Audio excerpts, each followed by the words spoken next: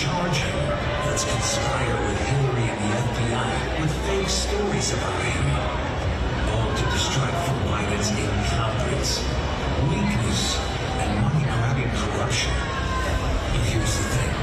He'll never blink. That's called having the courage of your convictions.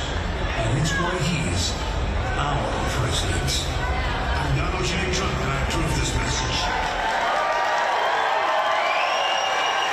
Ladies and gentlemen, please welcome to the stage, Chair of Veterans for Trump, Congressman Brian Mast.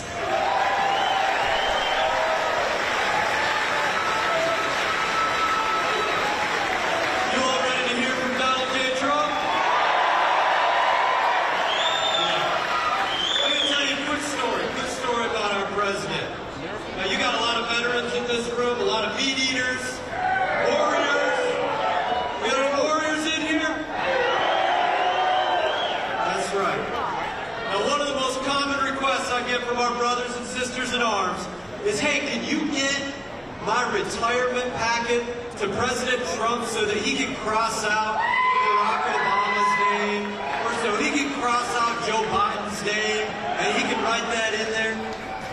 And you know why we get that request? We get that request not because of the pride that's given to us. We take pride in our service. We get that request because of the pride that President Trump takes in our service members every single day. The way his chin is up, his chest is out, the way when he thinks about us, he has a reverence and respect for the fact that you jump out of planes, you rope out of helicopters, you kick in doors, you go across the lines of our enemies, you bring in a fight to our enemies day after day. That's the pride that it takes in you, and that's the pride it takes in America. That's why we love him. So without any further ado, we'll bring out the next President of the United States of America, President Donald J. Trump.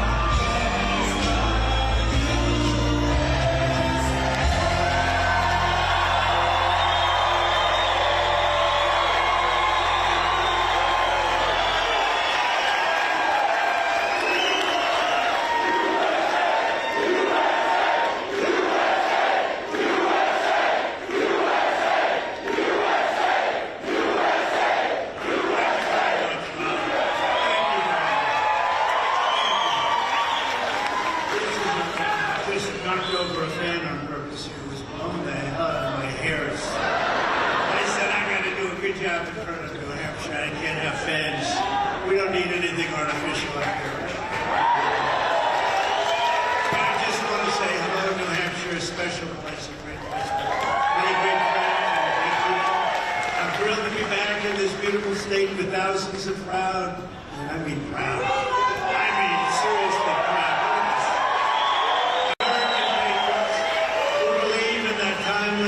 Motto, live free or die.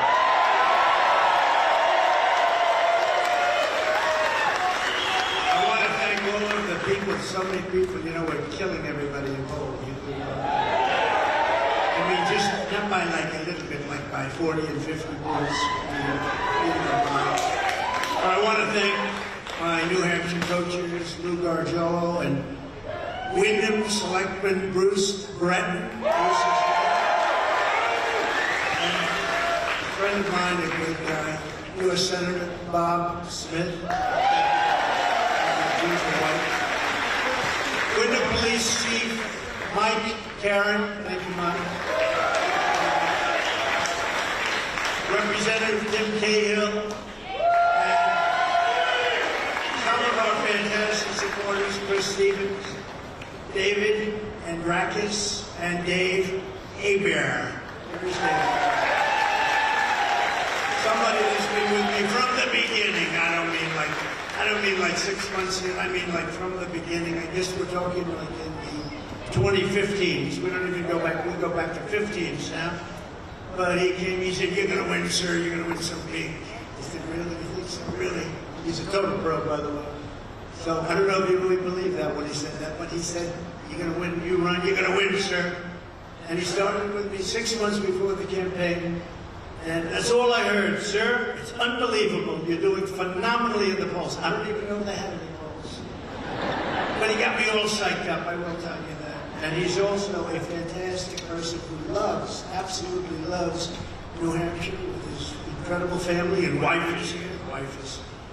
She's been with him and she loves him and he loves her. They have a fantastic family. Corey Lewandowski. Corey, where is Corey?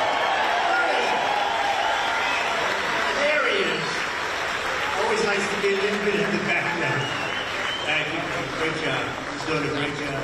And somebody else who's really been fantastic right from the beginning. I saw her on television this weekend, and I didn't even recognize her. She looked so phenomenal. She was so dynamic, and then I got the television a little bit fixed up.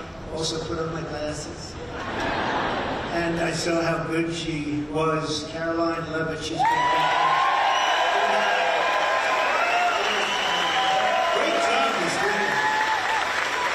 Much better having her on your side. I said, we better get her on that side. And she's been there for a long time now. Thank you very much. We love you, Caroline. Thank you very much. Thank you. This afternoon, I'm also delighted to announce the launch of our new coalition, Veterans for Trump, led by true American warrior. You know who that warrior is. He's a tough guy, and he's a great guy, and we just had Congressman Brian Mast. Brian, thank you.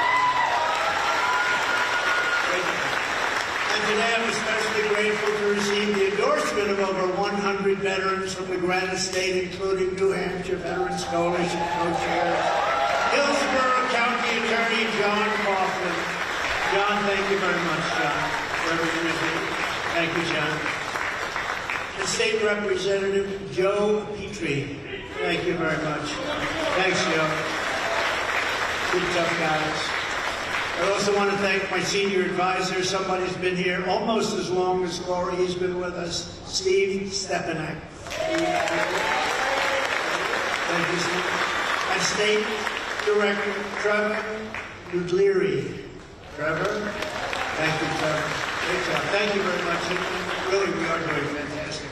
So that group, I felt we should introduce them. You know, it's nice. If we were doing lousy, I would not have introduced them, I promise. I wouldn't have even thought of it. But they're doing an unbelievable job, and the level is, we're so far above everybody else in the polls. They're all saying, is he going to go into the debate? And I say, I don't know, if you're leading by 50 and 60 and 70 points, do you do that or not? Should I? Okay, you ready? Oh, we take a free poll. Should I the debate?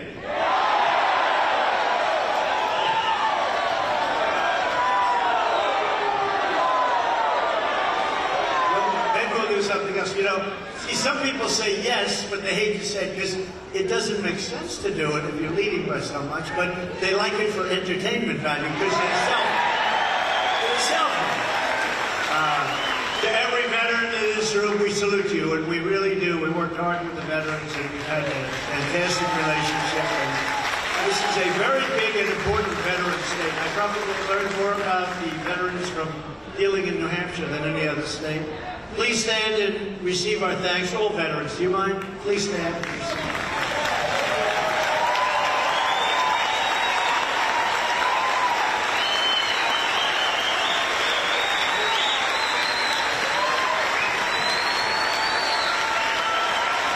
a lot of veterans.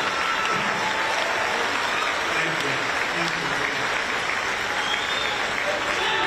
That's beautiful. A lot of times they'll say, whatever group it may be, please stand, and you know, you have like 2 people stand up and say, let's have the bunch. Let's change our stage. But when I came into office in 2017, our government had a disgracefully horrible situation going on. They betrayed its solemn pledge to America's veterans. You know that better than anybody. I learned a lot about it from your leadership in this state. Under the Obama-Biden administration, the VA was plagued by one horrific scandal after another. Remember, you turn on the news and you just see these horrible scandals having to do with the veterans. You didn't hear any of it. For 4 years, you literally heard that very little. We did things that were really amazing, and I'm proud of. Thousands of veterans were put on secret medical wait lists, and many of them left to die without receiving any care or any aid under Obama. Some very bad people were abusing veterans in VA hospitals, including sadists. Yes, sadists. They were hitting the veterans when the veterans weren't in prime time, okay? They wouldn't have touched them in prime time, believe me, but they were hitting them when they were in trouble. And a lot of sadists, we got them all out. The VA employees were even caught stealing drugs intended for the treatment of our sick and wounded warriors, and they were stealing them, using them for themselves, and selling them. But all of that changed when we arrived at 1600 Pennsylvania.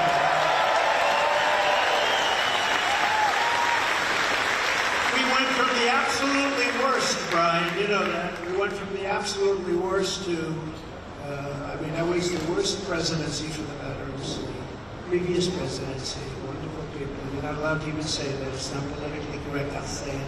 To the greatest champion the veterans ever had in the White House.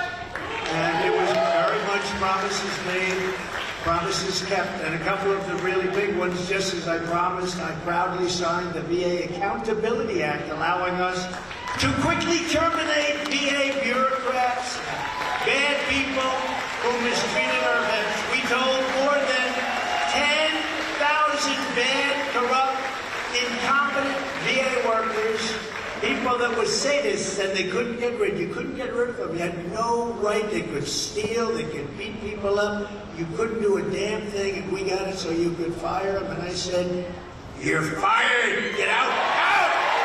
Out." 10,000.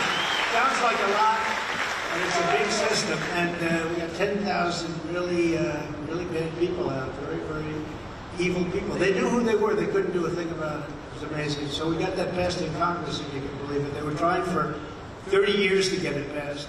I also signed Veterans' Choice and made that permanent. We got that passed in Congress also, which was really a big deal.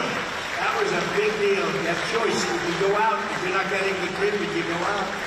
But thanks to this landmark reform, 3 million veterans have been able to get care as needed and when they wanted it. You know, they wait in line sometimes for weeks or months. And, you know, they have some great doctors in the VA, really good doctors, but you couldn't get to them. People would wait for many months. They'd become terminally ill waiting, something that could have been fixed easily. They'd become terminally ill. And I got it so that you go outside, you get a doctor, we pay the bill, and you get taken care of immediately if you had to wait more than a short period of time. So it was a great thing.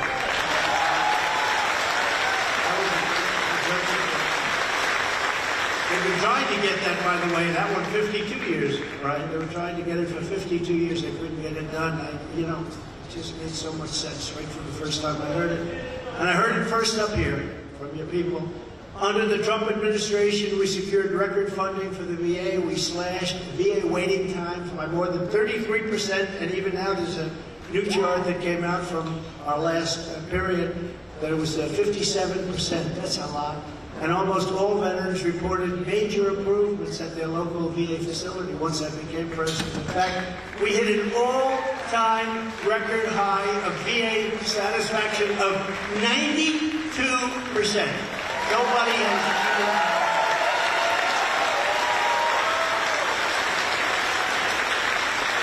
And I got angry at my people. They say he's not a nice guy. Some people didn't like me too much, as you probably heard. It was tough. We were tough. But I said, why is it 92? Why isn't it 100? And they left the room. They said, this guy's very difficult. But we really mean it. But we hit the highest approval rating we've ever had. And I have to tell you, that approval rating now is not doing so well. You know that. A lot of bad things are happening over there. What they're doing to dismantle that system that was so good. To help combat veteran suicide, we delivered same-day mental health care at every VA facility in America and made great strides until Biden came along.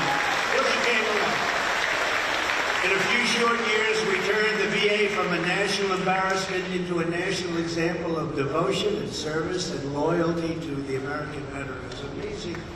An amazing thing and an amazing success. So we got it done pretty quickly. Once we got the legislation passed, I would say it moved along very quickly. Sadly, crooked Joe Biden, and that's what he is, he's a stone-cold thief. Crooked Joe Biden has been a disaster for American veterans. As one of his first acts in office, Biden gutted my historic VA reforms. He gutted them out, making it easier to remove bad VA employees from the job. And in a shocking act of betrayal of America's veterans, as well as the tens of thousands of dedicated professionals, and you do have great professionals at the VA, crooked Joe Biden is in the process of not removing people, but reinstating 5,000 of the 10,000 people that we fired who were fired for good reason, including statism and this, who were fired for very good reasons, and they want to give them back their full pay. They want to give them their jobs back, and we were very careful about that. We didn't get rid of people haphazardly. We got rid of people that were not doing their job, some really in bad cases, and some they just weren't doing their job. They didn't care. They didn't show up to work, and he wants to put at least half of them back, the same people. And it'll cost over $200 million to do that. I'd rather give the money to you directly. It's amazing. I mean, it's amazing. It breaks your heart. It breaks your heart. That was such a big thing, and now they want to put a lot of those people back. Joe Biden puts bureaucrats first. I put veterans first, and I put America first.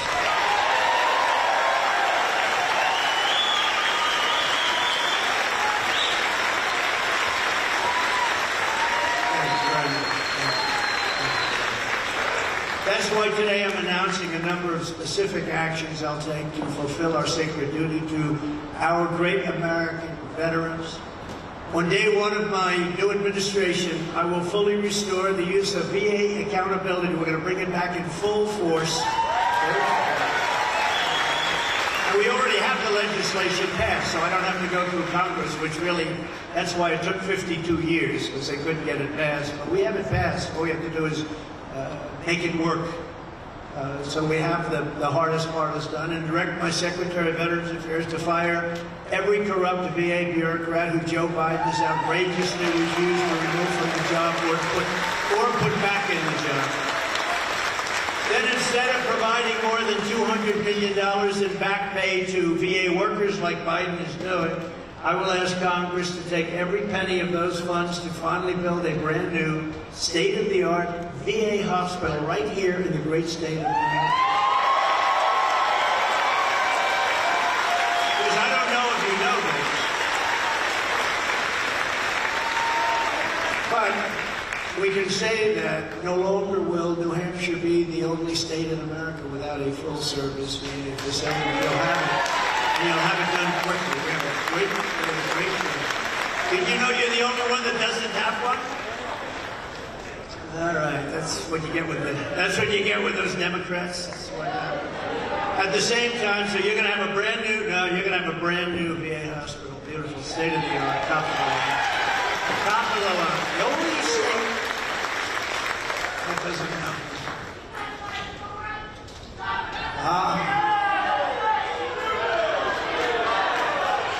I was waiting for that. Thank you. Who said that, by the way? Stand up. Okay. You know, I was going to say that, but then I thought I'd be politically correct. Thank you. Take good care of her. That's right. Selfish man. At the same time, well, he ran for president and he got 2 points. He ran without running. You know, he didn't want to announce. He wanted to run. It's a shame. We could win the state so easy if we had help from the governor, but we never got help from the governor. We helped him, but he never helped us. So. But I'm glad you said it, because this way I can say I was so nice up in New Hampshire. He's not the same man now. He's not the same. He took a big beating. He took a big beating, knocking the hell out of everybody. He took a big beating. And then he gets the first poll, and he sees in his own state he was in 7th place. At the same time, we will fully maintain the VA clinics in the rest of the state and address the severe shortage of nurses and other healthcare workers at the home for the retired veterans in Tilton. Anybody know that home? Tilton. I will once again make stopping veteran suicide a top priority of my administration. Terrible.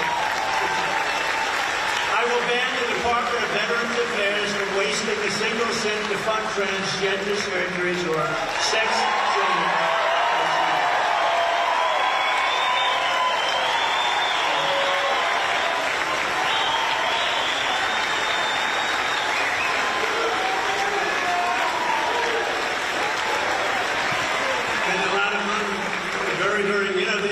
Very expensive operations. You also know you have to go through tremendous drug therapy after that. I was always told in the military, if you take much more than an aspirin, you can't get up. And tremendous drug therapy. It's a lot of problems. You know, we had it stopped, and then he came in. One of the first things he did is he started that up again. Those precious taxpayer dollars should be going to care for our veterans in need, not to refund radical gender experiments for the communist left. I'll also restore the Trump ban on transgender in the military. We're going to have that.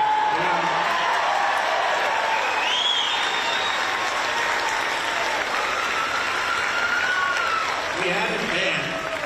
We had it banned. You know, I went to generals. I said, General, off the record, what do you think of transgender? Sir, is anybody listening, sir? What do you think? I don't like it, sir.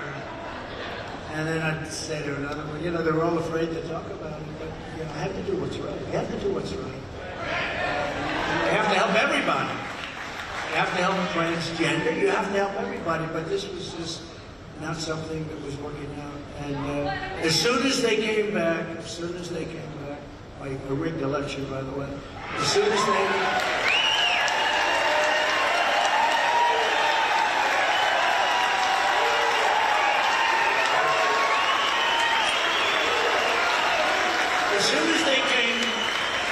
back, they approved that. That was one of the first things on their list. They approved it. So they're doing a lot of things that shouldn't be done. Shouldn't be done. If you talk to the real generals, not the television generals, the real generals. We got some. Hey, look, I knocked out ISIS in a few weeks. We're the real generals. We have a great military. We're not going to let our military go woke. But the real generals in the military, down a little bit, those guys are incredible. The way they did that, the way they took out a lot of bad people, but they took out ISIS, the ISIS caliphate, 100%, and it was surgical, it was incredible. We will get critical race theory and all other woke lunacy out of the United States.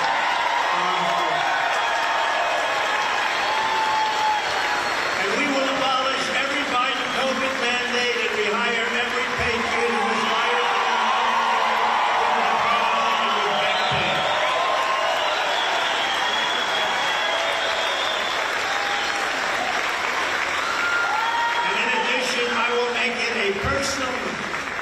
to totally eradicate veterans homelessness. I mean, you have in America. It's a scandal. It's a disgrace. What's happening now? Nobody's ever seen.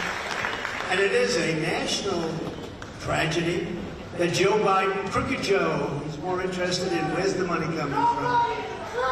To him, he's interested in. How about all these things with the 30 corporations and the this and the that, the money flowing in, everybody getting money coming in from China. How can you be tough in China when they're paying you a lot of money? And see, they know too much. You know, we have a compromise. We have a Manchurian candidate. They know too much. So he can't be tough in China. That's why he allows blimps flying over the country, right over our nuclear site. Let him come in, let him take pictures. Oh, don't do anything about it. They'll tell everybody who's giving me all that money. He's a compromised candidate. And I'll tell you something. Out of respect for the office of president, I didn't talk this way 5 weeks ago, 6 weeks ago. I felt very badly about what was going on.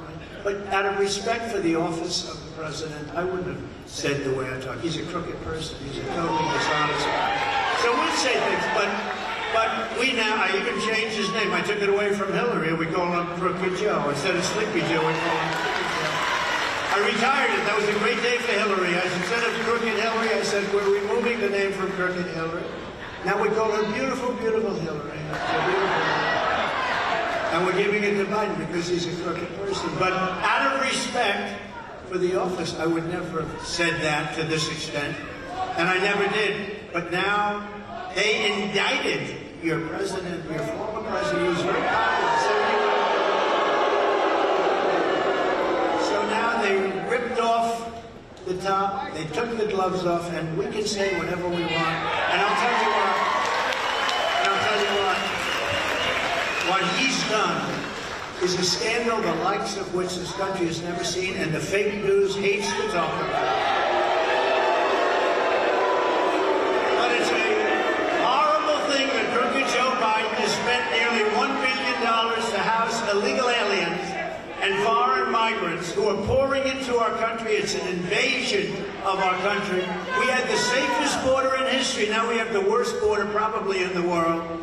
But to house illegal aliens and foreign migrants in expensive luxury hotels, the best hotels in the country in many cases, while more than 33,000 Americans who have served this nation in uniform are homeless on our streets. On day one, I will sign an executive order to cut off Joe Biden's massive spigot of funding for the shelter and transport of illegal aliens, which our country can't handle. And I will redirect that money to provide shelter and treatment for homeless American veterans.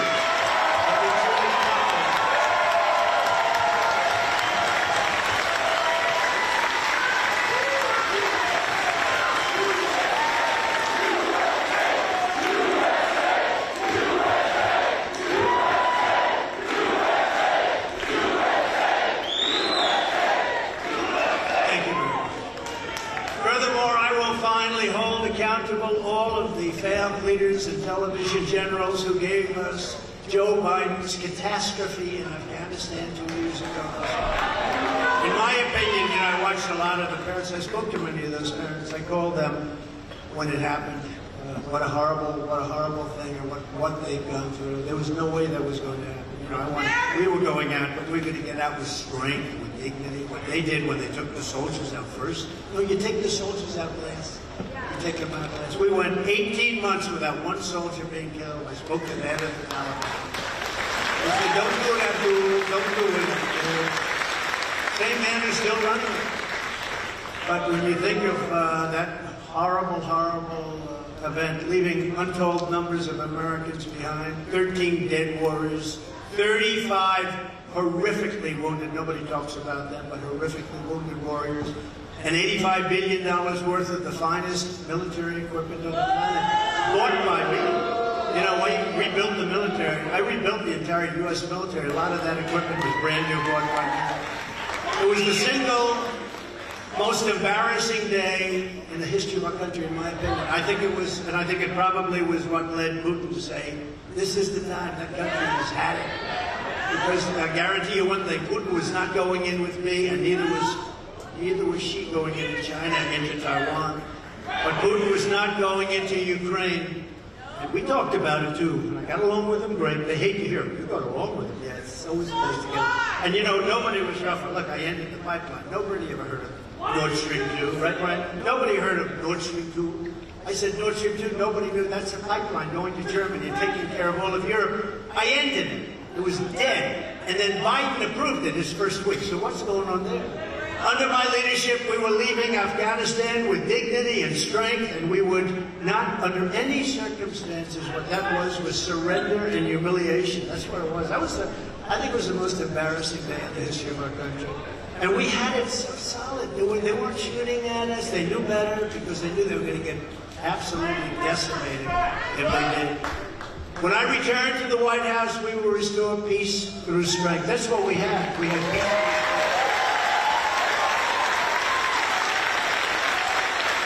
The only president in many, many decades, like 8 decades, many years, that didn't have any wars. We got out of wars and we won wars. We'd be nice as we won wars.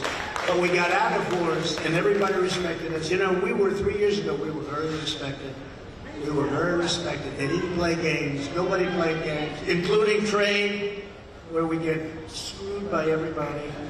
We made great trade deals, even with China. They buy $50 billion a year because of what I did for our farmers and everybody else.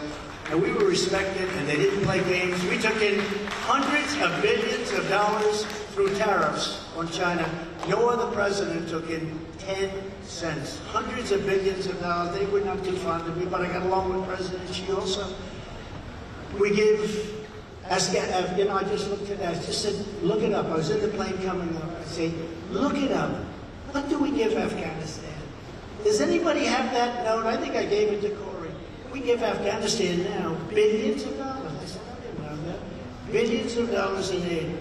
A number that is so astronomical, and this goes on a yearly basis, and they need it for humanitarian and all of that. That's good. But let them give us back our equipment. They're going to give us back some of our equipment. You know, we're giving them $2.7 billion and $3 billion and $2 billion. I thought it would say maybe nothing, or maybe $100 million, or maybe something little. But the numbers are astronomical, what we give to Afghanistan. So that should be a condition of the continued aid. I mean, I don't want to hurt people, but they took $85 billion worth. They didn't take, we left because we were fools. We were stupid. We were stupid. I remember a certain general saying, "Sir, it's cheaper to leave the equipment behind, sir." Because we were going to get out. But I would have kept Bagram, because Bagram is one of the biggest air bases in the world. Bagram cost us billions of dollars to build many years ago. And Bagram is 1 hour away from where China makes their nuclear, forget Afghanistan, where China makes their nuclear weapons. It's in Afghanistan. And they left Bagram late at night. They left the lights on. They left billions and billions of dollars, 1 hour away from what. And now China will soon be occupying that incredible base that we built many, many years ago. It's so sad. I mean, these people are just horrible. They're horrible. You know, I told somebody on the way up today, I told Brian, I told a few of the guys, so we did great in 2016. We actually did much better, as you know. We got millions more votes in 2020. The election was won. But there is more enthusiasm today than we ever had in 2016 and 2020. And the reason is because these people are so corrupt and they're so horrible. They're so incompetent. The reason is because they're watching. When you look at that border and you see millions of people pouring through our border, totally unchecked, nobody knows where they come from. They come from mental institutions and prisons, and they come from all over the place. 147 different countries last week, people coming in. But when you look at the border, just as an example, or when you look at high interest rates that they've set, high interest rates, when you look at the fact that oil was at an all-time high and they say, let's stop drilling. No, when oil is an all-time high, you start drilling, you make a fortune.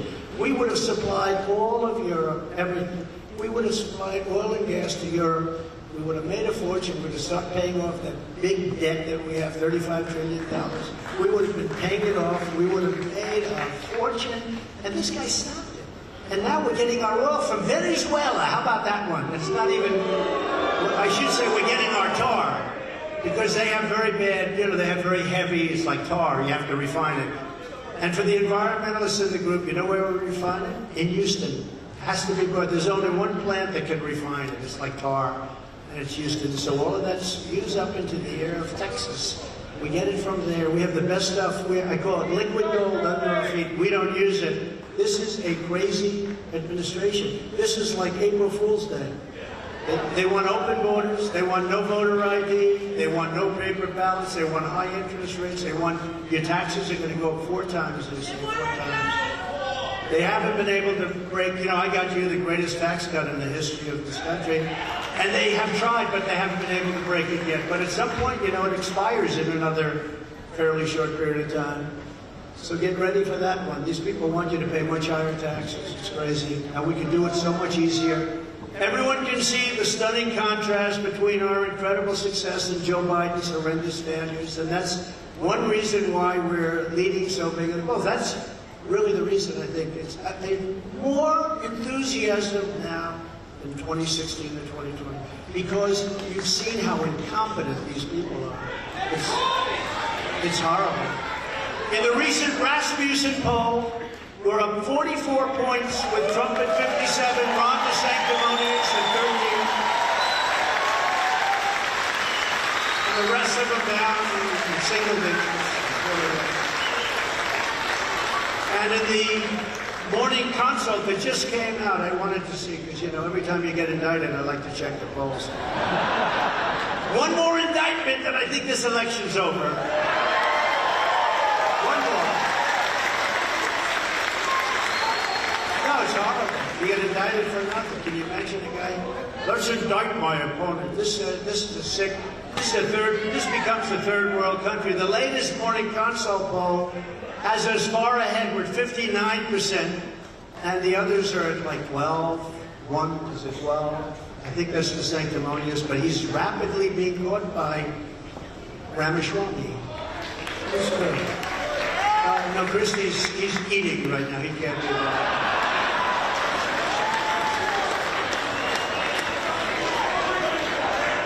Sir, please do not call him a fat pig. That's very disrespectful. Don't call him. See, I'm trying to be nice. Don't call him a fat pig. You can't do that. So now, because you're not allowed to do that, and therefore we're not going to do it, okay? We want to be very civil, right? So, the latest coefficient poll, which is a big deal, have us almost at 60-13, with our lead over DeSantis growing by 9 points just since a few weeks ago. And even the recent New York Times poll has us up by 37 points, and that was older, now, and Ron DeSanctimonious. The reason I don't like him is that I got him elected. When you get somebody, I don't want to go through the whole circuit, most of you know, but he came to me, he needed help, he was getting demolished in the primary. Stupidly, I said, all right, I'll do it. Because I didn't know the guy who was running against. His name was Adam Putnam. I said, I'll do it, because, he was one of the 200 people that were on television. He was no better than anybody else. He was no Jim Jordan, that I can tell you. And he was on television and fighting a little bit on impeachment hoax number 1 and impeachment hoax number 2. So I said, you know what? I actually told him, if I were Abraham Lincoln, if we brought him back from the dead, and if we brought George Washington back from the dead, and they gave you the greatest endorsement, and they hugged you and kissed you just like you did to Obama. Just like, he did and Christie did. Who hugged and kissed Obama harder? DeSantis or Chris Christie? I think Chris Christie. Remember that? He grabbed him. Obama said, get this guy off of me. And that was the end of Romney when that happened. That could have been a good thing, but we are in New Hampshire, aren't we? That's all right. No, but he asked me, so I said, you know what, Ron, let's do it. Go ahead, let's do it. So I gave him a very strong endorsement, and the next day he went like a rocket right through the thing, and he blew people that worked for Adam Putnam couldn't believe it. They never called me, but I didn't know Adam Putnam. He was the Secretary of Agriculture. He should have called me. I would have endorsed him. Sometimes it's the first one to call. Sometimes you don't do it at all. But he did. And then I had to get him through Gillum. Remember Gillum? He turned out to be a pothead, crackhead. But everybody thought he was the hottest one in politics, and Ron said, I won't be able to beat him. I said, well, he's the hottest man in politics. I said, you can beat him. Then he comes and he calls me, could you do a rally? And he actually said, could you do 3? I think I did 3 rallies. We had massive crowds, you know, those rallies, because we're doing a lot of them. We're doing, again, they're hotter now than anything because of what's happening, because of how bad it is. But I didn't run. And he ends up winning the election. Then 4 years later, would you run against the president? You know, these maniacs are screaming, would you run against the president? Would you run? Will you run? And he goes, I have no comment. I said, what? What did he say that? I heard this. I'm watching a newscast. I'm watching a fake newscast, and they say, would you run against the president? He shouts, I have no comment. To me, that means he's running. So I said, that son of a bitch is running. I just got him elected. So that's why I've been particularly hard on him. And fortunately, it's worked because he's crashing. He's like, he doesn't know what happened. He goes home, he says, what happened? What did I do wrong? You know what he did wrong? He ran. What he did wrong is he should have waited till 28. But I don't know if that would have held water, because eventually they would have figured out, you know, you do need some personality if you're going to be a politician. Just a little. Some of them don't have too much.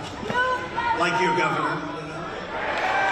Like your governor. In the New Emerson poll of battleground states in Arizona, we're leading Biden by a lot.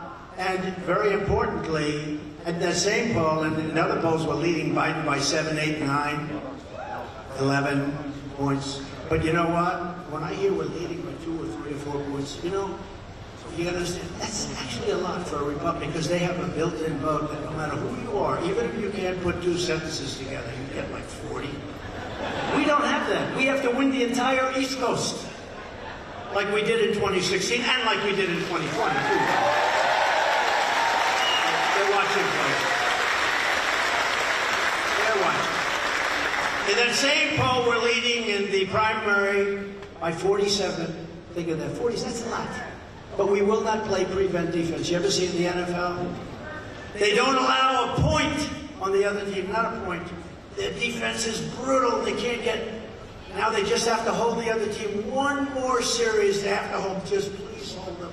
Let's go prevent defense. Ping, ping, end of the game. Touchdown, touchdown. We will not play. Is that okay? We will not play prevent. Right?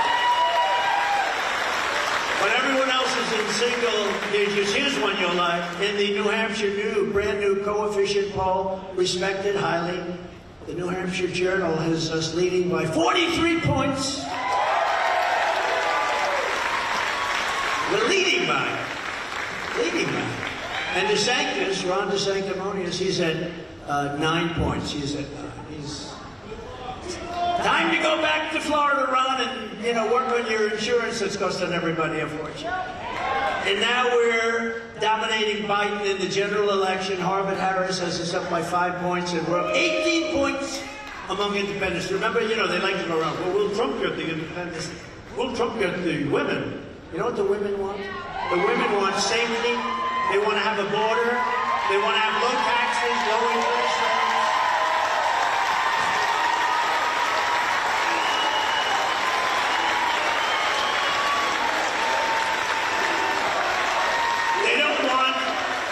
Their beautiful suburbs, you know, they talk about, oh, the suburban women. I think the suburban women like me.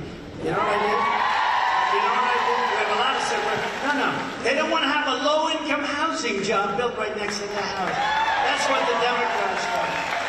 So I give them strong borders. I give them good safety. I give them a powerful military. Education, so important. By the way, speaking of education, because this is largely about veterans, we are going to bring education back to the states so that each state will run 100%. We'll keep approximately 3 people in Washington just to make sure that you're teaching English, okay, as opposed to another language. You know, you need a little coordination, like everybody has to teach English if you don't mind. But we'll keep a little bit of, like 2 or 3 people. But you know, we have building after building after building, and here's the problem. No matter what poll you look at of education in the world, we're at the bottom of the polls, And we spend more money than anybody else. We spend double and triple what number 2 is, like Norway, Denmark, believe it or not, China, very high ranking, Japan. But Norway and Denmark, they said, we're following New York City. They said, we are going to follow the Norwegian system. They said, that didn't work out. You know how long that lasted? About 15 minutes. That didn't work out too well for New York. I'll tell you, New York is sad. Did you see what's happening in New York with the, okay? How about, you know, when I left New York was a proud city. Now it's so sad to see what's happened to that city. And in the big new premise poll, we're beating Biden by a lot, while DeSantis is losing to Biden by a lot. So that's enough of that stuff. But, you know, the polls are phenomenal. People want us back. They remember what we had. We built the economy twice. We built the greatest economy in the world, and then we did it a second time after COVID. But these incredible numbers are the primary reason that crooked Joe Biden has weaponized law enforcement. He has weaponized. He's done something that nobody thought. They talked about it, but nobody ever did it, ever to this extent, and ordered his top political opponent, me, arrested. They actually arrested right in the middle of a presidential election that Biden is losing badly. You know, he says, I'm down in the polls to Trump. Let's arrest him. Let's arrest him. Let's indict him and arrest him. Please indict him and arrest him. He's killing me in the polls. What they didn't know is that I was going to go up. Because the good thing is we have a voice. Somebody gets indicted, you go down, usually. Right? I would say Corey almost always. You go down, but they know me, and these charges are so Presidential Records Act is just exactly for that case. They don't want me to speak about a rigged election. They don't want me to speak about it. Whereas I have freedom of speech, First Amendment. How can my corrupt political opponent, crooked Joe Biden, put me on trial during an election campaign that I'm winning by a lot, but forcing me nevertheless to spend time and money away from the campaign trail in order to fight bogus, made-up accusations and charges? That's what they're doing.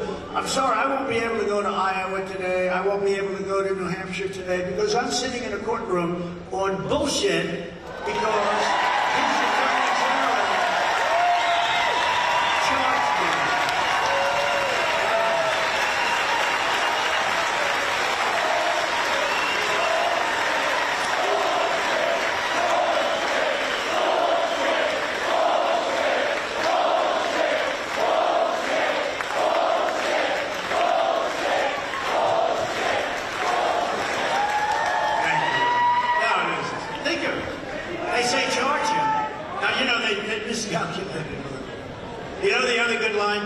No, actually, we want to run against Trump. No. If they didn't want to run, you have to, they can say, oh, we would much prefer running against Trump. That's because they had such an easy time when Hillary ran against me. And last time we did much better than that. You know, somebody said we sold hundreds of millions of hats. Somebody said the other day, many polls, you know, in counties we had like almost 3,000, they have 200, so many different metrics. But hats. The red hats, the white hats, all the hats. We sold even the farmer hats, which are great, right? Make farmers great again. Did I make farmers great again? I got them 28 billion from China. That's why I said, no way I lose Iowa. Why is that? Why are you so confident? Because I got the farmers $28 billion. Nobody else did. But think of this. Somebody said at the end, I never thought of it. There were red hats all over South Carolina. We had almost 80,000 people. You saw that. You saw it. We were in this gorgeous area, this gorgeous county. I don't want to say the name of it because if I do, they'll try and change the name back to something else. But it was a beautiful, beautiful place, and the sheriff was great. Everybody was. We had 80,000 people, and it was a sea of red hats mostly, but white also, green, everything. But I'll tell you, you were there, right? 80,000 people, and you took a look at that, and I said, has anybody ever seen a Biden hat? So think of it, we have hundreds of millions over the 6, 7 years, 8 years. We have hundreds of millions of hats sold. And I'm asking, has anybody ever seen a hat saying Biden?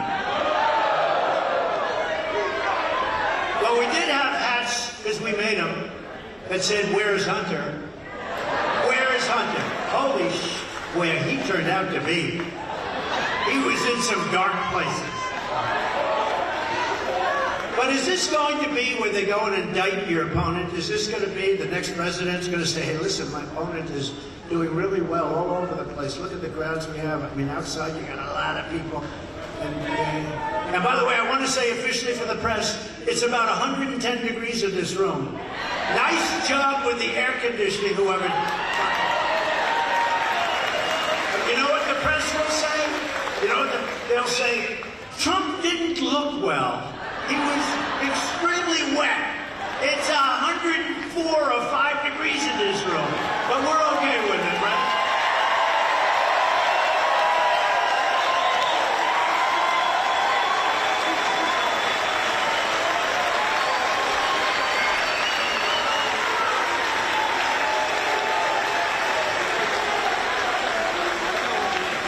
But is this going to be the future of elections in America, where a sitting president tells his attorney general to indict the opponent, to try and knock the opponent down? This is what's happened. And then you ask the simple question. So this has been going on for a long time, the same stuff. Why didn't they do it 2.5 years ago? You know why? Because then it wouldn't have mattered so much. You know, they want to take away your freedom of speech, everything else would have mattered a lot less. And it would have been terrible because it's all bogus. But why, if they were going to do it, why didn't they do it 2.5 years ago before the election? They waited till the election. They waited. And I probably have another one. They say there's a young woman, a young racist in Atlanta. She's a racist. And they say, I guess, they say that she was after a certain gang and she ended up having an affair with the head of the gang or a gang member. And this is a person that wants to indict me. She's got a lot of problems, but she wants to indict me to try and run for some other office. What's going on in this country is, and by the way, wants to indict me for a perfect phone call. This was even better than my perfect call with Ukraine. Remember that call? That was a perfect call. This one's better. This one is more perfect. I challenged the election in Georgia, which I have every right to do, which I was running. Right? And they want to indict me because I challenged the election. So does that mean that Hillary Clinton, who challenged the election, does that mean that Stacey Abrams and all of the other, virtually every Democrat challenges the election? Does that mean, or they do the slate of electors? This has been going on since Thomas Jefferson. You wanted to say, but they don't call. They use my word. They took it and they said, take it. Because I came up with the name fake news a long time ago. Weren't that good? But it's no longer good enough because it's not tough enough, because it's really corrupt news. It's beyond fake. They don't even write. They don't even write. All the money that Biden is stealing. You don't see one story. Years ago, they'd win Pulitzer Prizes. Today, even Pulitzer Prizes of very little value because, you know, we're suing the Pulitzer Foundation because they gave Pulitzer Prizes to people that wrote about the Russia hoax for their wonderful writing, their brilliance. They were wrong. They were totally wrong. And everybody admits they were wrong. So why doesn't Pulitzer just give back the awards? Because they're radical left lunatics. But we're suing. We'll see what happens. We're doing quite well. Never happened in the USA. This has never happened where an attorney general is told to take the Justice Department and the FBI and sue somebody, think of it, who's running for president and leading not only the Republicans by 50 points, but leading the Democrat by a lot. So he says, sue him, and that will bring him down. But they sued, and I have a guy, they call him Deranged Jack Smith. He's deranged. And you know, Biden, on the boxer stuff, Biden has almost 2,000 boxes. Some were held in Chinatown, not a good place for him. And you don't ever hear anything about him. And I came under a thing called the Presidential Records Act. I won't go into it. But it's beautiful. But we have this deranged lunatic looking at us, and he's got a very nice man, very gentle man. Our guy leaks. He does things that are just terrible. And because of that, we're leading by a lot. Because frankly, I think it's had a huge impact because it shows how sick and how evil these people are, in addition to not knowing anything about the border, about the economy, about the military, or about dealing with other nations. So this is all about election interference, but that isn't quite good enough. Crooked Joe now wants the thug prosecutor, this deranged guy, to file a court order taking away my First Amendment rights so that I can't speak. So listen, we case. The case is a ridiculous case. It's a First Amendment case. But we don't want Trump to speak. So they take away your rights to the First Amendment. Now they sue because so now I have one of these lunatic reporters back there saying, "Sir, we'd like to talk to you about your case." Or, "I'm sorry, I'm not allowed to talk about it." Somehow that's not good for votes. Do you agree? When we say I can't talk, I will talk about it. I will. They're not taking away my First Amendment. So, based on yet another radical left hoax, you know, I've gone through many hoaxes, as the people in this room know very well. But it's another one, radical left hoax like Russia, Russia, Russia. The no collusion Mueller report. How about that? After 3 years, we find no collusion. I was supposed to be like working for Russia. They went through millions of phone calls, not one call made to Russia. They have no collusion after almost 3 years. Then they created a fake dossier. It was made by, how bad are people when they make up a story about Russia? They put it in the fake dossier like it was legit. And even the guy that wrote it, who were also sued, by the way, but the guy that wrote it, Christopher Steele, they offered him $1 million, the FBI, if he would affirm. They would beg him, please, the way they give money, the FBI, they give away a lot of money, don't they? Yeah? So they offered him $1 million to affirm it, and he couldn't do it, he wouldn't do it. It turned out to be a total fake. But here's Adam Schiff, Shifty Schiff, and he comes out and he says to the reporters gathered, click, click, click, they're all going crazy. Donald Trump Jr., the son of the President of the United States, will go to jail over Russia, Russia, Russia. Now think of it. He made it up with Hillary and all these people. They made it up, and they're saying that my son will go to jail. Now, how bad do you have to be to do this? So they know it's a phony story. They know it's a phony story. They say he's going to go to jail. These are not, Mrs. Lewandowski. You hear that? Can you imagine if that with these kids? Can you imagine look what your husband got me into? I could have been relaxing at Mar-a-Lago or in the south of France, which I wouldn't prefer being in this country, frankly. But they got involved with FISA. The fraudulent FISA applications. Remember, they sent in applications to the courts and they were all fraud. The judges never did anything about it. They knew they were frauds. It was written about. They never did anything about it. The 51 intelligence agents that said Hunter's laptop from hell was all Russian disinformation. Do not use it. You know, they say that made like from a 10 to a 17-point difference in the polls. The FBI Twitter files, the DOJ, Facebook, and all of the rest. Look at 2,000 Mules. Look at what they did with thousands and thousands and thousands of votes on tape, on camera. All of this will come up during this trial. That's all of this. Because we won the election, right?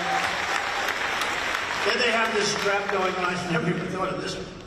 Trump didn't really believe he won the election. Let me tell you, people that know me say, that's one thing. I tell you, there was never a second of any day that I didn't believe that election was rigged. It was a rigged election. It was a rigged election, and it was a stolen, disgusting election. And this country should be ashamed. And they go after the people that want to prove that it was rigged and stolen, so it never happens. And they go after them. They don't go after the people that rigged it, okay? And we'll see how it all turns out. You know, we've been right about a lot of things, right? You ever see Trump was right about everything? Ultimately, let's see how that all works out. So in other words, I'll be the only politician in American history not allowed to speak because of our corrupt system. Sir, you're not allowed to speak on the show. In other words, I'll come here and I'll say, hi, everybody. Listen, I'm not allowed to speak. Please vote for me, New Hampshire. Bye. And all I can say is the never-ending witch hunt continues, and we have exposed so much. Nobody's ever thought I have exposed so much. It's been incredible. But do not fear. We will win bigger and better than ever before.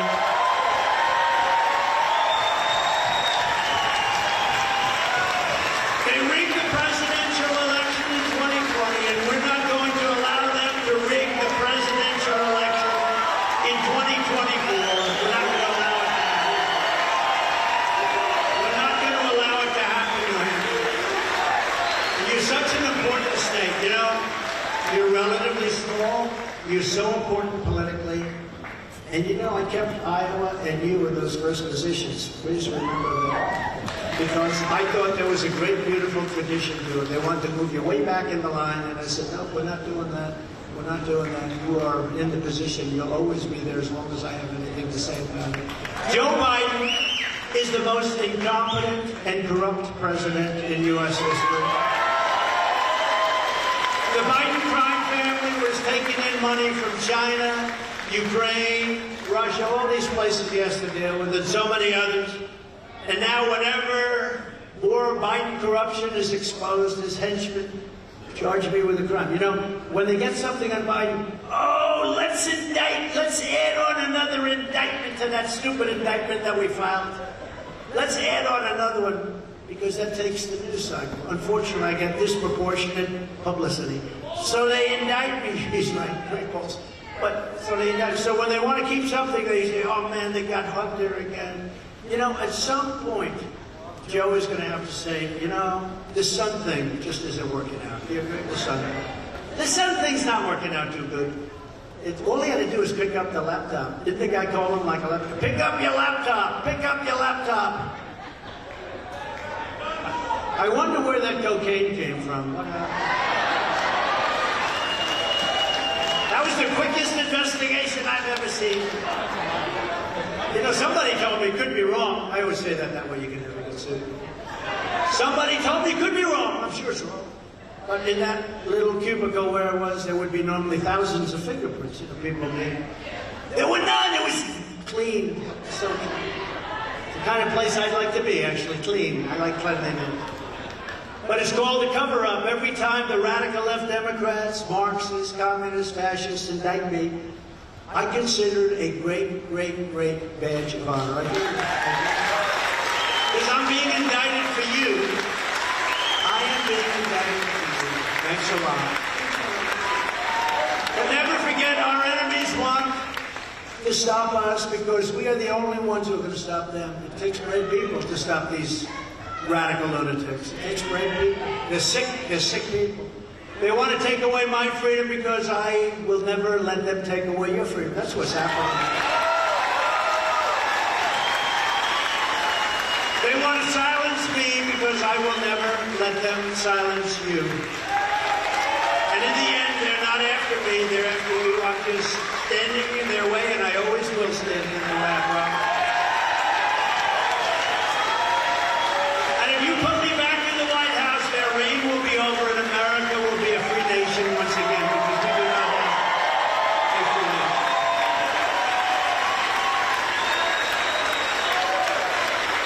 And from my first day in office, I will appoint a special prosecutor to study each and every one of the many claims being brought forth by Congress, and they're doing a good job. Jamie Coleman, Jimmy Jordan, concerning all of the crooked acts, including bribes from China and many other countries, all these foreign countries sending money into the coffers of the Biden crime family. We will have a special prosecutor, and now they'll come after me even a little harder, but I don't know how many more. How much harder can they do it? We should have 4 by sometime next week. I never heard, you know, I went to the Wharton School of Finance. We never studied indictment. We never studied arrest.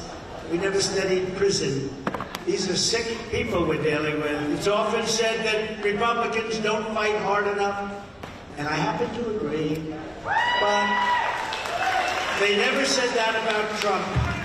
And you have some Republicans that are fighting very hard now, I have to tell you. But you're going to see that on my first day in the presidency. The deep state is destroying our nation, but the tables will turn very quickly, and we will destroy the deep state.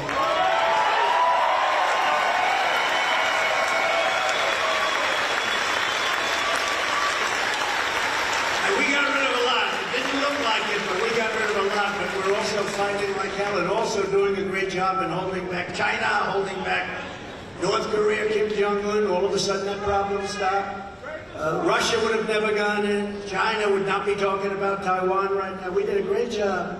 I mean, when you think about it, we did a job that very few people have done, on top of the greatest economy ever strongest border ever, all of these things, and we had this stuff hanging over our head all the time. That's all they do. They're the party of misinformation and disinformation. In just 4 short years, we already achieved more than any administration, probably in the history of our country.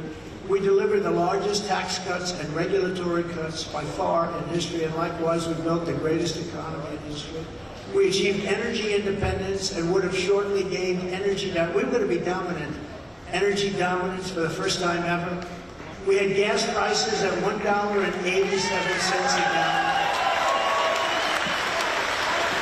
After years of bitter betrayals, you really have high prices here. Your electric cars are about the highest in the country. Good luck with your electric cars, everybody. How dumb is that? And they're sitting all over the place. Nobody wants them. How crazy. Let somebody, if you want an electric car, you buy an electric car. But you gotta have choice. Just like you're going to have a small choice. After years of bitter betrayals of New Hampshire workers, I ended the disaster known as NAFTA, the worst trade deal ever made, replaced it with the USMCA, the best trade deal ever made. In fact, it's such a good deal that Mexico and Canada are now trying to renegotiate it with the Biden administration. I say, don't let them do it. We suffered with that crazy NAFTA for years. Everyone said I'd never be able to terminate it because I had to terminate it through Congress. We got it terminated through Congress, NAFTA. We got the USMCA. It's the best trade deal ever made. It's unbelievable. Much better for us than it is for Mexico and Canada, as you can tell. I stood up to China like no administration has ever done before, bringing in billions and billions and billions of dollars pouring into our treasury, when no other president had gotten literally 10 cents, not 1 penny they got from China. China had us figured out really well. I gave our farmers in Great New England lobstermen $28 billion from the massive tariffs I received from China. And DeSantis opposed the deal, by the way. Just to put it out there quick. He also opposed Social Security. I don't know if you know, he wanted to decimate Social Security, Medicare, and Social Security. He wanted to bring the minimum age up to 70. So I don't know if you know that. And remember one thing about a politician. When that's his original thought, that's where they go back to. They may come up here and talk to you, oh, I love Social Security. No, he voted 3 times to terminate and decimate it. We appointed over 300 federal judges and 3 great Supreme Court justices. And how about the ruling last week where they say that if you get great marks, you go to college first. There's no more crazy discrimination. Other things. Nobody thought that was going to happen. And last year, those justices ruled to end Roe v. Wade. They ruled to end Roe v. Wade. Now, I have to tell you, we have to talk about it because it, energizes the other side a little bit, and it's not good. But just so you understand, and how to talk about it. Now, pro-lifers have a tremendous power to negotiate. You had no power whatsoever. They could kill the baby at any time they wanted. They could kill the baby whenever they wanted. This moves the issue back also to the states, where all legal scholars want it back in the states. But you have tremendous power to negotiate. Like Ronald Reagan, before me, I support the 3 exceptions. You have to go with your heart. But I support for rape, incest, and for the life of the mother. I do that, and a lot of people do. Big portion of it. And remember, there's the Democrats, though. We're not the radicals. They're the radicals because they're willing to kill babies in their 5th, 6th, 7th, 8th, 9th month, and even after birth. So, if you remember that, and the exceptions, in my opinion, are important, in my opinion, but you have to go with your heart. We did something that was amazing. For 50 years, they've tried to get it out. They wanted it back in the states. All legal scholars, on both sides, wanted it back in the states. But you now have a tremendous power to negotiate something that's going to be good and going to be lasting. And it was a tremendous achievement, But just remember, they were the radicals. They try and make you into radicals and monsters. They were the radicals because they were killing babies in 5th, 6th, 7th, and nobody on either side wants that to happen. They did a poll of Democrats. The 9th month, they had like nobody.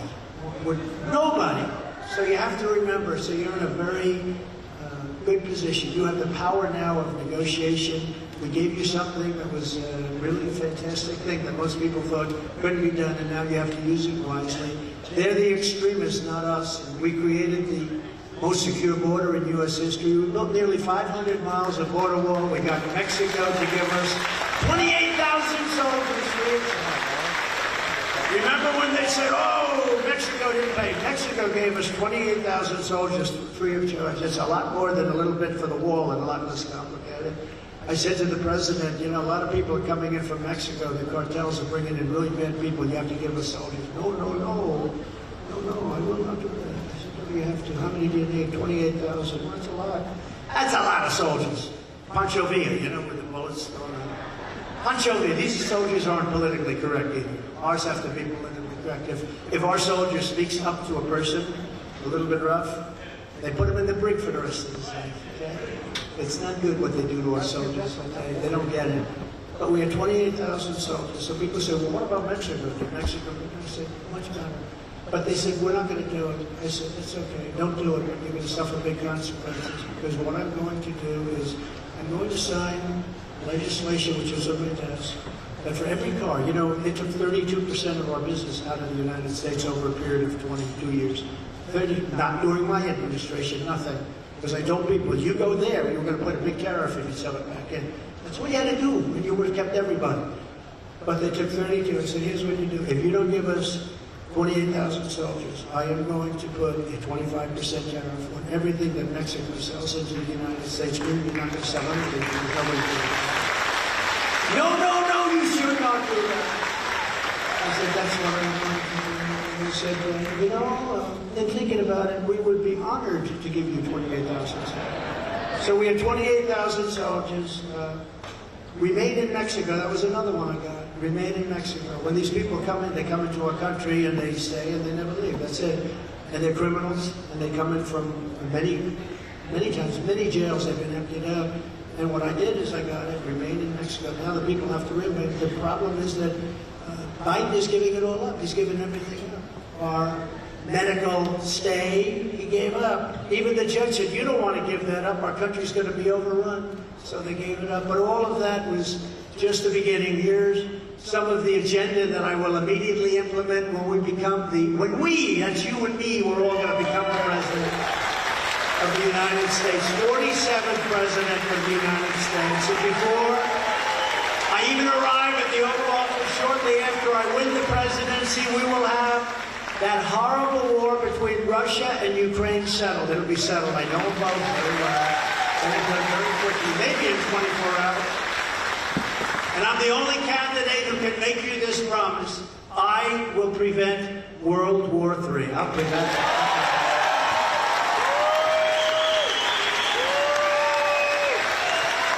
We have a man right now who can't put two sentences together.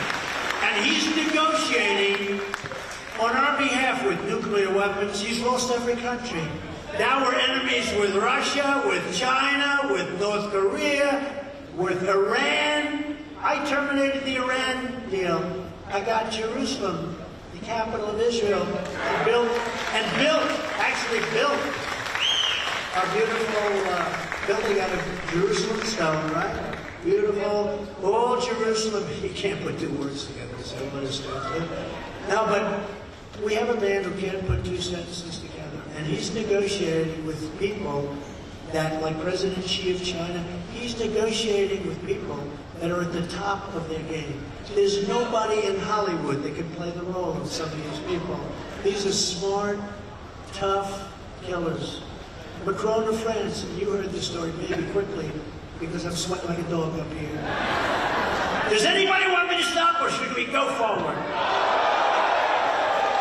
Macron of France, he put a big tax. He wanted to put a big tax on companies doing business in France. I said, you can't do it. I gave it to my people to do. They weren't able to do anything about it. 2 weeks they come back, sir, he's very strong on that. He wants to do it. I think it was like a 25% tax, some ridiculous tax, for American companies.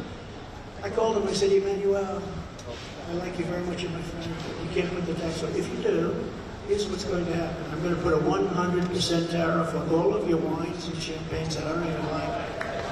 I'm going to put a 100% 100% tariff on wines and champagnes coming out of France and coming into... No, Donald, you cannot do that. I said, oh, I can't do that. You have 10 minutes to tell me. He said, I give up. And he took off. What happened? I gave it to my geniuses. They couldn't stir. There's no way we could stop it. It was passed by his legislature. To stop Biden's inflation catastrophe, bring down the cost of energy and become energy independent and even energy dominant. We are just, 3 years ago we were energy dominant, we were energy independent, but we will drill, baby, drill. We are going to be drilling. To bring 10,000, we're going to bring tens of thousands more manufacturing jobs back to New Hampshire. We already did it. We made this place very successful. You know, anything that's good that's happening with the economy, it's only because they're running on the fumes of what we built. You understand that? They're running on the fumes, but those fumes can't last much longer. And they're just pouring money out. You know, all these crazy deals. This Inflation Reduction Act, you know, $1.7 trillion. It increases inflation. But they're running on the fumes of what we did, and we did an incredible job. I will impose a border tariff on all foreign-made goods coming into this country. And I will pass the Trump Reciprocal Trade Act very quickly. That is, if India, China, France, anybody, Germany, they charge us, we don't charge them. Because we had stupid people. And I started changing that a lot, but then we had COVID, we had to fix that mess. But all a gift from China. But reciprocal trade, if they're charging us 100% for a motorcycle, when we do a motorcycle, we charge them 100%. Right now, they charge 157% for a motorcycle. Harley would have to say, so what does Harley do? They have to go and build a plant in India, or they have to go and build, no more. We're all set to do this, too. It was all set. We had a couple of stupid senators that didn't like it. One of them, coming from Pennsylvania, said to me, sir, this is not free trade. I said, wait a minute, this country, I won't tell you which, is charging us 200%. We charge them nothing. Would it be okay if I charged them half, 100%? No, sir, that's not free trade. How about 50%? How about 25%? How about 10%? He said, no, sir, it's not free trade. I said, you're either corrupt or you're stupid as hell. So we're going to pass it. So if they charge us, very simple, we charge them, and it's probably all going to disappear. The Biden economic bus will be replaced with the historic Trump economic boom. I will immediately terminate every open borders policy of the Biden administration. Our country is being invaded. Following the Eisenhower model, we will use all necessary state, local, federal, and military resources to carry out the largest domestic deportation operation in American history. Gotta do it. Use Title 42 to end the child trafficking crisis by returning trafficked children to their families in their home countries immediately. To stop the Marxist prosecutors who release rapists and murderers while persecuting Republicans, conservatives, people of faith, and me, by the way. I will direct a completely overhauled DOJ to investigate every radical DA and AG in America for their illegal, racist in reverse enforcement of the law. And we will bring back a thing called stop and frisk in our cities.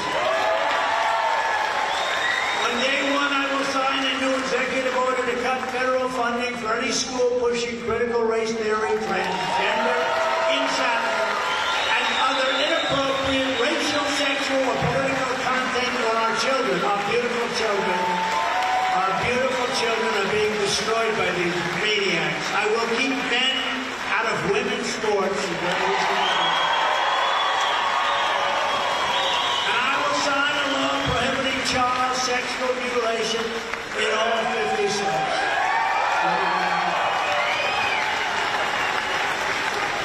Can you imagine even having to say that? Think of it. 15 years ago, can you imagine? I will stop child sexual mutilation. Can you imagine having to, that's actually a part of my campaign. Can you imagine having to say that we're going to stop the mutilation of children? Just as I did for 4 years, I will fully uphold the Second Amendment. It's going to be an election.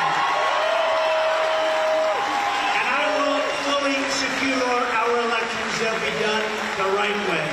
Our goal will be one day voting with paper ballots and voter ID. That's our goal. But until then, Republicans must compete, and we must win. 2024 is the most important election we've ever had. But this is what we must do to restore our country to greatness. The USA is a mess. Our economy is crashing. Inflation is out of control. China, Russia, Iran, and North Korea formed together as a menacing and destructive coalition like we've never seen before. Our currency is crashing and will no longer, in my opinion, be the world standard if it keeps going like this, which will be the single greatest defeat of our country in 200 years. We lose the power of the dollar. It won't happen with me, not even a little chance. Just like Russia would have never invaded Ukraine and China would have never even thought about raiding Taiwan. They wouldn't have done it. I told them you're not going to do it. If you took the 5 worst presidents in the history of the United States and added them up, they would not have done near the destruction to our country as Joe Biden and the Biden administration have done. We are a failing nation. I don't like saying that. We are a failing nation. We're a nation in decline.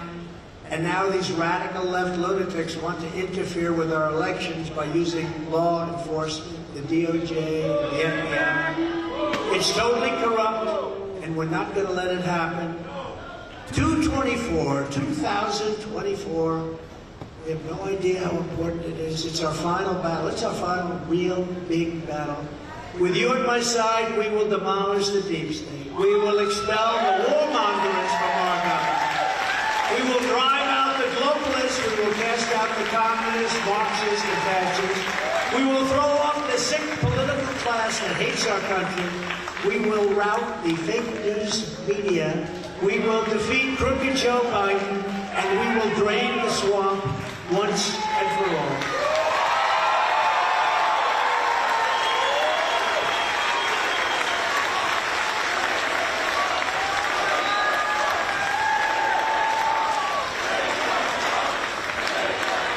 The great silent majority is rising like never before. I mean, never before. It's never been, I don't believe it's ever been like this. I said it twice tonight. I'll say it again.